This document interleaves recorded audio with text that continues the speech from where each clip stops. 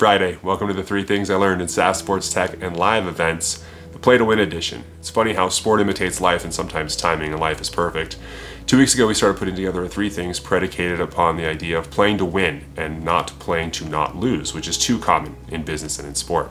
While we were working on it, we saw England play not to lose in the second half of the Euros and eventually lose. And then we saw Richard Branson make it to space and offer a quote we've seen before, that is, the brave may not live forever, but the cautious may not live at all.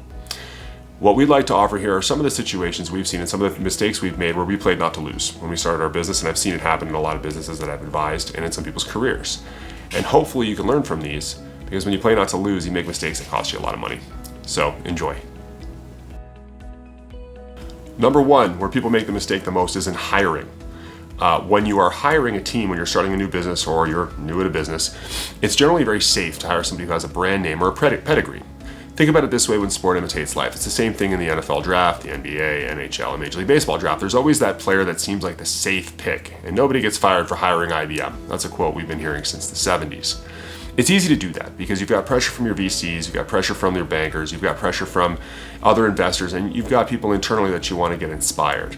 Be sure that you're picking the people who have the most talent, the ones that are going to help you get the furthest as a business. Too often we take the safe hire, somebody who either comes with a pedigree or they've done this before, because that makes you feel more safe.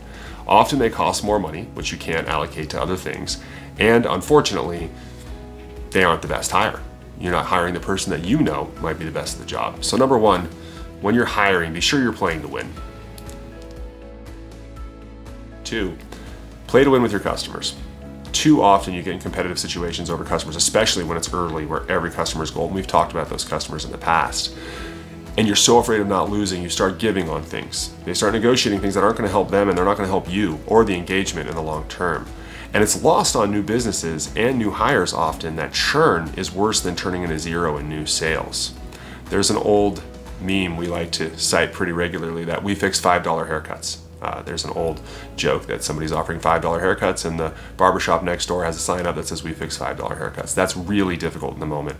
But be sure when you're playing to win, you're not going to be able to give them the services that they want for $5. And you've already made that bet with your investors and your team. Play to win with your customers. Don't worry about the losses. That's number 2.